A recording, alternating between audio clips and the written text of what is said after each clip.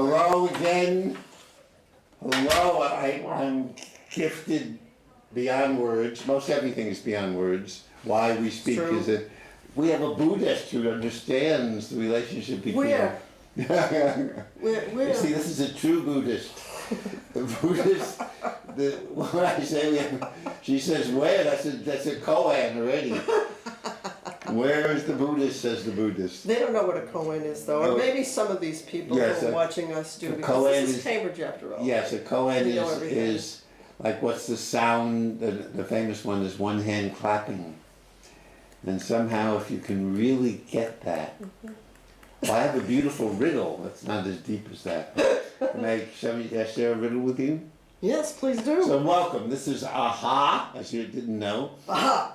A human among humans. And I'm learning to be a human among humans with Beth self. Oh my! Who needs words? He says as he's speaking. Oh my, but you know, you can't. Words get in the way. I mean, tears are in my eyes. Those are words too. But they're not the tears.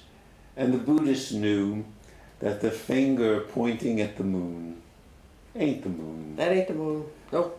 No. That's the finger. Yeah. And even calling it a finger can, as soon as you call it a finger, it's whatever it is. I mean, if you look at it and that's... What is a finger anyway? Right, exactly. So like blood and skin and bones? And I made the mistake joint? for most of my life of thinking that this was a finger. And I let the word hide all that this is. I mean, finger might be one of the things. And why is it that this is a finger? That's a thumb. Oh, yes. Why is that? Are they made out of two different things? You know, yes, and it's different sound too. Thumb. Thumb. Thumb is supposed to be... You have to lisp to say thumb. Supposedly, opposable thumb gives us the ability to make tools. Those are opposing thumbs. Those are opposing thumbs. These are opposing thumbs too. We can thumb us. This has enabled humanity to evolve from the 1, 2, 3, 4. I declare thumb more. I go, whoa, whoa, whoa. She's good. She's very good. Oh, but I got she wins. Now, do I get the thumb award? You get the thumb award. I get some thumb award. You get a very good riddle. Okay. Okay. Great. So the 4th grade teacher asked Beth. She says, Beth, how do you spell crocodile? And Beth looks up to her teacher and she says, K-R-O-K. And the teacher says, Beth, you're wrong. And Beth looks up at the teacher and she says, no, teacher, I'm right. Because... Why is Beth right? Ouch. Why is Beth right? These are great answers. Wow.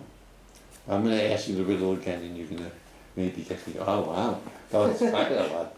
The teacher asks Beth, how do you spell crocodile? And so when Beth answers K-R-O-K, that is how she spells crocodile. So she was right. So that's our riddle for today. Now we're going to have even more fun with a very hard Buddhist poem about Buddha. I just finished the rewrite of my book, Verse to Beggar. Soon people will be able to either be given as a gift. So I have that book. No, this is a new version though. New and improved. Oh, I have the previous version. Yeah, you have the previous version. You're going to get the new and improved version. Wow, how can you improve on that? Well, thank you. Well, that's very kind. So here, if you want to read it first in your own unique way. Okay. All right. And feel free to read it any way, including not in silence. Who knows how you read it? This is, by the way, if you haven't guessed, this is the soon-to-be famous Beth Redmond Walsh. Is that right? Oh, you got that right. Yes. You're good. You're good. But I knew that anyway. I would expect nothing less. Wow, a lot of expectations happening here. It's going to be hard to live up to it. But with my friends Columbia and Val watching, they'll give us the energy to make this work. All right. Affection, reflections. Buddha says, first, a chair is a chair.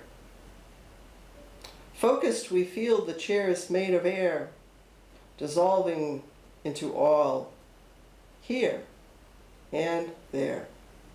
Then back to a chair, when we are aware.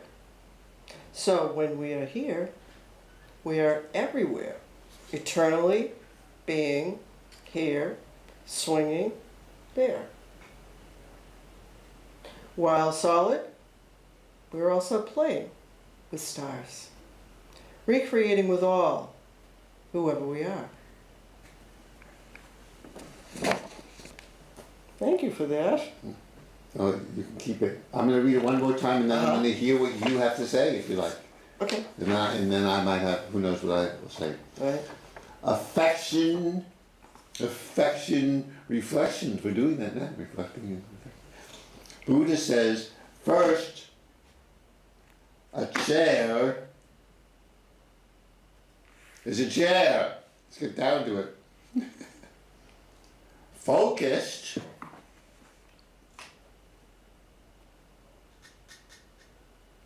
we feel the chairs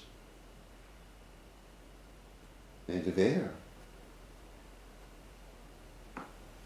dissolving into all, here and there. Then back to your chair, when we are aware. Eternally being here.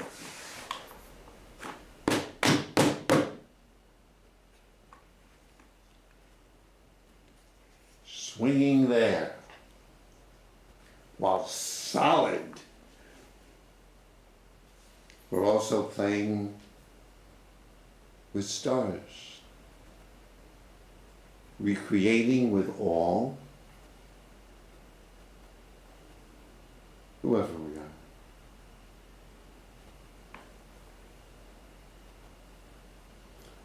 Well, what do you feel, think, if anything?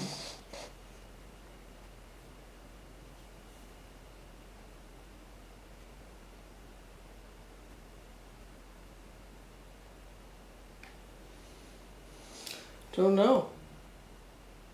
There's an honest answer.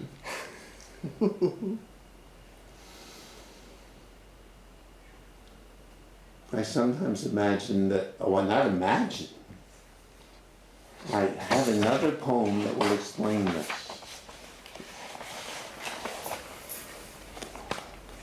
Something that would explain that? Yes. Oh. I have a poem.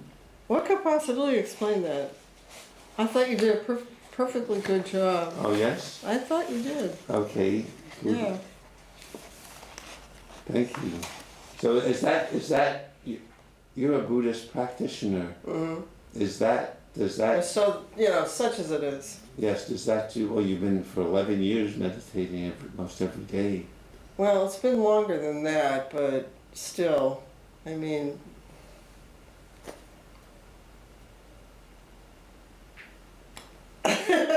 So do you have the? It's always the more I think I know, the more there is to learn. Do you have a feeling of dissolving at times? That the space we're made of is no present to you? Oh, I see. This is what... I don't really... There's one time when I remember, it might have been the first time I ever had the experience of feeling like I was like the walls, you know, that we kind of build around ourselves. Oh yeah. Like fell down, just like went away. Yeah. And I was doing a retreat, a solo retreat for like, it was only a week. I mean, it sounds like a lot perhaps to somebody who's never done that. Yes. No, But I did a solo retreat for a week up in Maine in a cabin in the middle of February. So there was like snow that was like 3 feet deep. Just yourself. Just by For myself. a week. Wow. For a week, yeah. And I had never done a solo retreat before. It's the first time. And I mean, this is like it's 10 years ago, but I remember like I would get up at 3:30 in the morning. And there was a wood stove that I was using for heat. Yeah. So I'd get up and I would do 108 prostrations first. And then... you just how does the prostration work? A prostration is when you start off, you're standing and you go all the way, you bend, you get down like to your knees and your hands and knees, and you put your forehead down to the ground, and then you lift your hands up like this. Oh my. And then you stand back up again, and you do that 108 times. It's like an exercise. It's like an exercise. But it was like, because it was, you know, the middle of winter, and here I am in this little cabin, waking up long before sun up, and I needed, you know, I did my prostrations to warm up, you know, because it was cold. And then I would light the stove. I would take the wood and start lighting the stove. Yeah, because I was going to get warm from all the prostrations. I'd be sweating. Wow. Before I even got the heat going. Wow. And then I would, and then like I'd take like a quick little tea break for about 10 minutes, and I'd be boiling the water on the stove, and I'd make my tea, and then I'd drink that, and then I would start my chanting practice. And then after the chanting practice, I would sit. And there was a beautiful little sun porch sort of area that was like, on 3 sides of it, it was, you know, you could see wherever the sun was in the sky. And so I'd watch the shadows change as the sun went, you know, around the house. And there was I think on day 4 or day 5, I was sitting in that little room doing my sitting practice. And I cannot even really describe what happened, but I knew that I was in a very, very completely different frame of mind than I'd ever been in my entire life before, except for like maybe like going out and being in the woods somewhere and just feeling like, like I did not know, like what's happening to me. It feels great. And I feel like I totally intimate with everything around me. It's a very intense sense of intimacy when the walls that you build around yourself just like come down by themselves. But you know, it's like I don't know. I think trying to talk about it too much kind of ruins it. So I'll just leave it at that. I'll take that as a subtle hint not to ask more questions. You can ask more questions if you want. No, if you don't want. But I don't. But I'm feeling like if I try to go on like this, you know, this continual like attempting to describe what happened to me, then I'm just gonna like miss the point. But you can ask questions if you want, and if I can answer it, I will. If I can't answer it, I won't. Oh, I see. So feel free. Very interesting. I'm not going to force myself to try to answer something if I don't think I can. Great. So go ahead. Well, I love it that you felt the walls that many of us build to protect ourselves.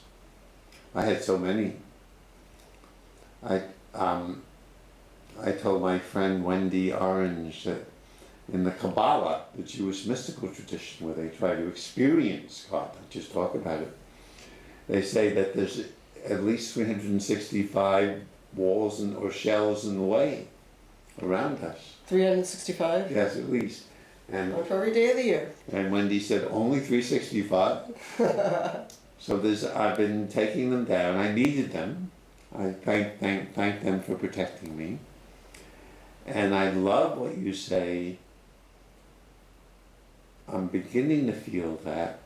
I mean, I mean, right now you are, even when I close my eyes, when I close my eyes to get a better sense of me, when I open them, you're very much, I see you more than me.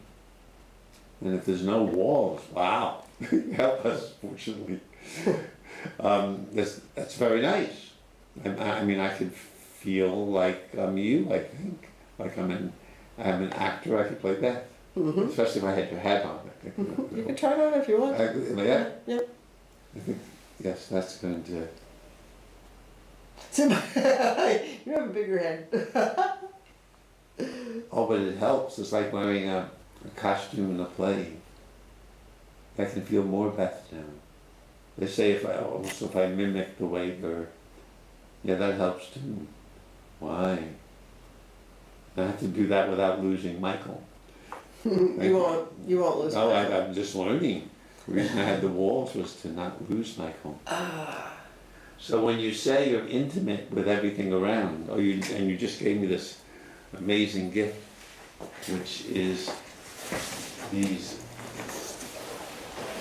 lilies of the valley. So unfortunately, we don't have smell-o-vision yet. Oh, but people can see us enjoy the smell of it. Yes, but maybe they can find them. Seeing and smelling. Oh my Lord! Are they amazing?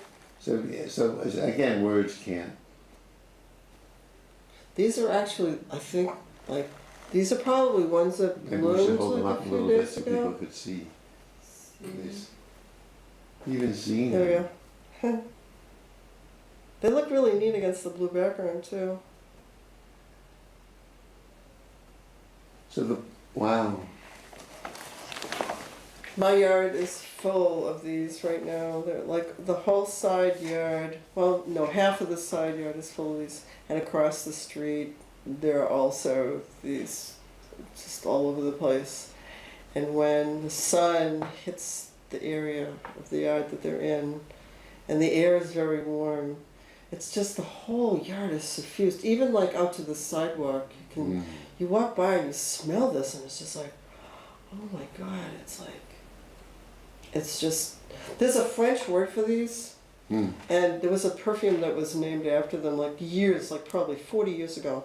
It's called Muguet des Bois, and it means Muguet, I guess, is a lily, and des Bois is the forest or the woods, lily of the woods.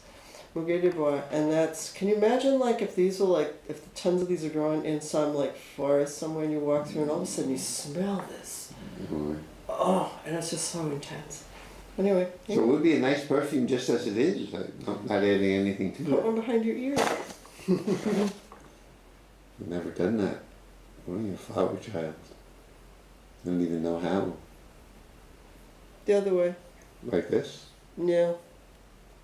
Then you can even stick it in your hair a little bit. There we go. There. I'm not sure you guys could see it, but I can see it. Like it's right. It's right over here. Oh my! I'm finally a flower child. Yes, you are. So when you say you can be, and again you can pass on these, intimate with everything that's around, right? Meaning it's a way of knowing it for sure, or loving it too. I guess the word intimate is really wow, this is very nice. It's falling on my shoulder. Oh, I feel blessed. You're getting a lily of the valley blessing. Yeah, so that's a little different than this. I like yours better. I'm going to read the other one. Okay. Back to this. I can find it. It sounded like what you were trying to ask me was like what to talk more about, that sense of intimacy, and I think I want to try to Oh, go answer for the it. question. Go for it.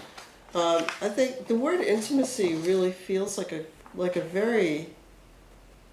It's probably the closest word that I have heard used or that I've read to try to convey the meaning of using another term like might be like don't know mind.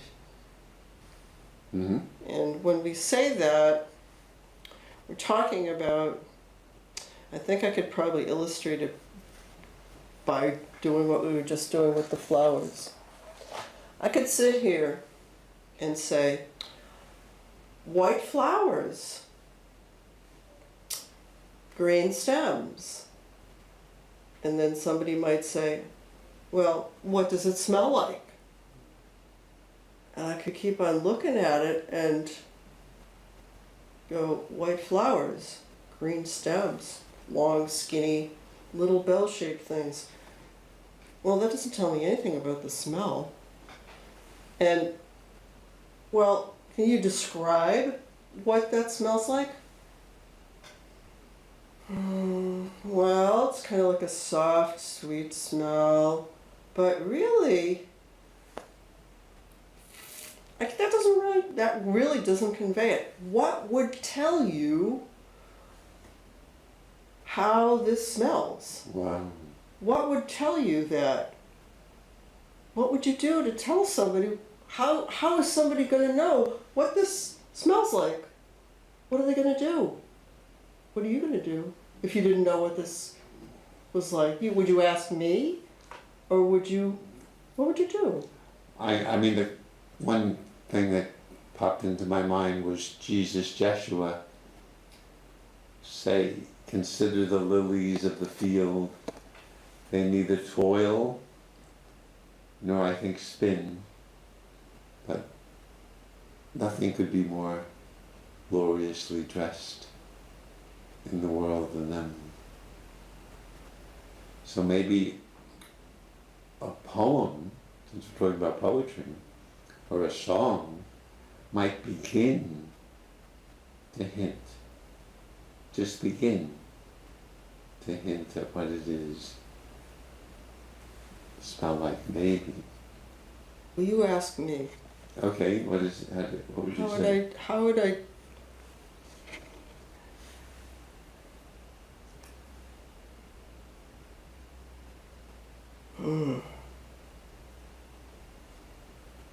I can smell them too while you're doing it.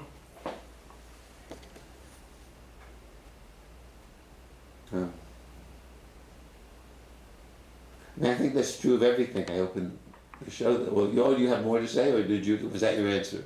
That's my answer. Yes, that is. That's the best answer that I can give. Yeah. And then, if I want you to know what they smell like, Oh my. so should I tickle your nose? I'm sorry. No, it was, oh my. So that's everything though. That's your face, your eyes, your hat, your structure. I think this is connected to world peace and justice. I think once we can get to this place or state of, hard to put into words, but knowing that the world is much more than our words can ever describe. Words maybe like those words can hint at it. As Buddha is saying, the finger pointing at the moon is not the moon.